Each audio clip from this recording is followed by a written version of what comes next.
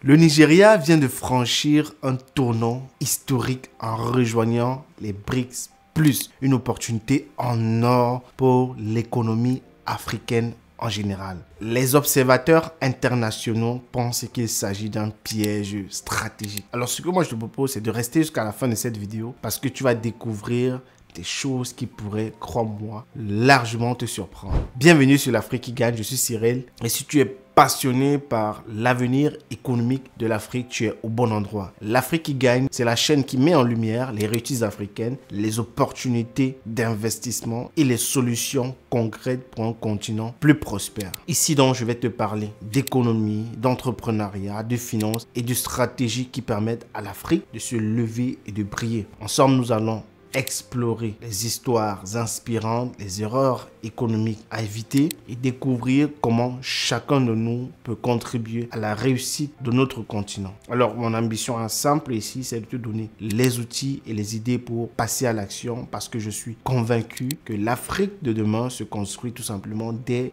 aujourd'hui. Alors, si tu veux voir l'Afrique sous un autre angle et si tu crois au potentiel immense de nos terres et surtout de nos talents, abonne-toi à cette chaîne, active la cloche de notification et rejoins tout simplement le mouvement Célébrons l'Afrique qui gagne. Tout le monde connaît aujourd'hui les BRICS+. C'est un bloc économique qui regroupe les géants mondiaux. Par là, de la Russie, du Brésil, de l'Inde, la Chine, l'Afrique du Sud aujourd'hui fait partie des BRICS et c'est un pays du Golfe. Elle attire de plus en plus de pays à la quête d'un nouvel ordre économique mondial et aujourd'hui, c'est au tour du Nigeria, pays le plus riche d'Afrique, d'entrer dans la danse. Mais qu'est-ce que cela signifie concrètement aujourd'hui pour l'Afrique de voir sa première puissance économique rejoindre ce bloc des BRICS? Quels sont réellement les avantages ou bien quels sont les risques? C'est ce qu'on va voir ensemble maintenant. Alors, ce qu'il faut savoir déjà, c'est que les BRICS sont très sélectifs et ne choisissent pas n'importe quel pays pour rejoindre l'alliance. Pourquoi donc le Nigeria a été choisi? Quand on sait qu'aujourd'hui le Nigeria, c'est plus de 500 milliards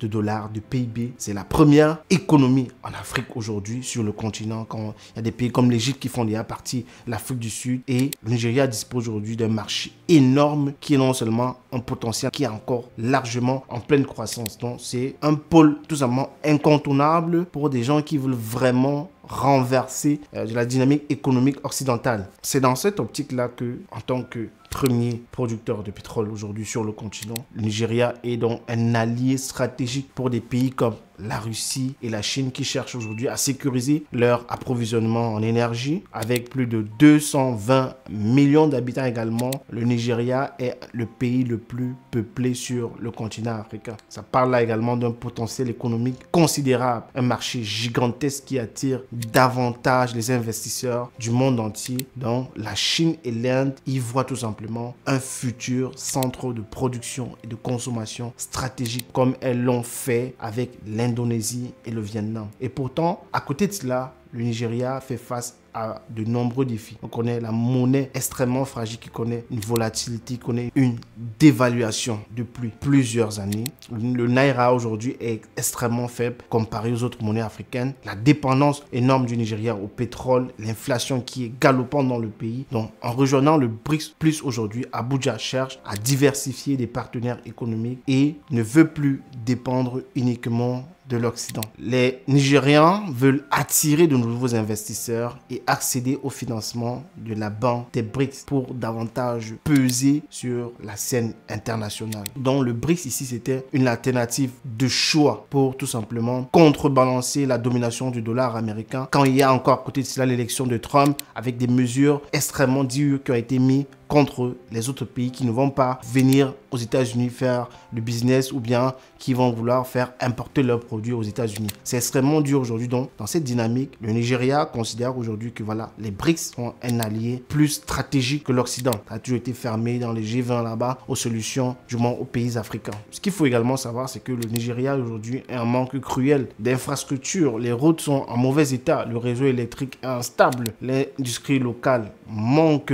de stabilité. Le Nigeria ici là donc veut s'appuyer sur les BRICS pour davantage promouvoir son pays sur la scène internationale pour obtenir des prêts de la nouvelle banque de développement NDB pour financer plusieurs projets dans le pays comme c'est le cas aujourd'hui de l'Éthiopie qui a récemment rejoint également les BRICS, ce qui lui a permis d'obtenir des accords pour des investissements chinois massif dans les infrastructures, notamment ferroviaires et énergétiques. Donc le Nigeria pourrait également suivre la même tendance, la même dynamique, être sur le même chemin en rejoignant dans les BRICS+. Le Nigeria veut également réduire tout simplement la dépendance auprès de la Banque mondiale. Qui parle de prêt au niveau de la Banque mondiale parle de prêt en dollars. Quand on sait qu'à côté de cela, les BRICS sont une alternative au dollar qui veut toujours davantage dominer les autres monnaies dans les échanges commerciaux. Déjà, le dollar qui, depuis Nixon, n'est plus adossé à rien. C'est une monnaie qui est imprimée, qui, comme ça, prend sa force des autres économies. Le Nigeria pourra donc acheter du pétrole, des matières premières et des produits manufacturés en utilisant la monnaie, du moins sa monnaie locale, ou bien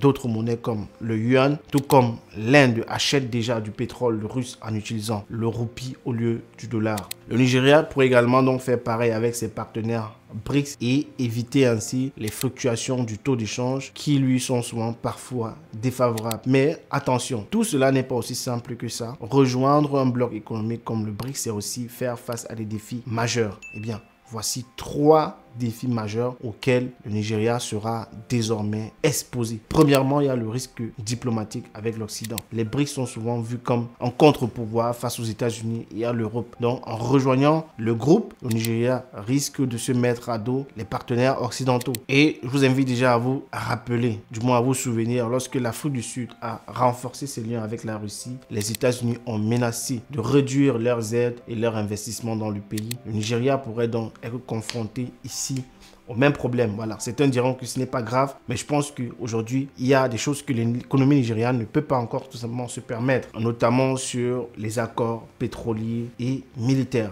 Alors, la deuxième chose, c'est la dépendance économique à la Chine. Alors, si le Nigeria pense pouvoir s'échapper d'une domination occidentale, elle pourrait tomber dans un autre piège, c'est-à-dire devenir trop dépendant ici de la Chine. Alors, de nombreux pays africains comme la Zambie ou Djibouti sont aujourd'hui en grande difficulté économique et financière à cause des énormes dettes contractées auprès de la Chine. Donc, si le Nigeria ne négocie pas bien ses accords, il pourrait se retrouver dans des situations similaires et mettre comme ça en grand danger son économie. Troisième problème, la rivalité avec l'Afrique du Sud. Alors, l'Afrique du Sud, c'est un membre des BRICS depuis 2010. L'arrivée du Nigeria pourrait donc créer des tensions et une guerre d'influence au sein du groupe. Déjà qu'en 2024, l'Afrique du Sud avait refusé d'accorder des visas aux joueurs de basket nigérians, montrant que la rivalité entre les deux pays est bien réelle. Donc, cette tension pourrait davantage affaiblir la position de l'Afrique du Sud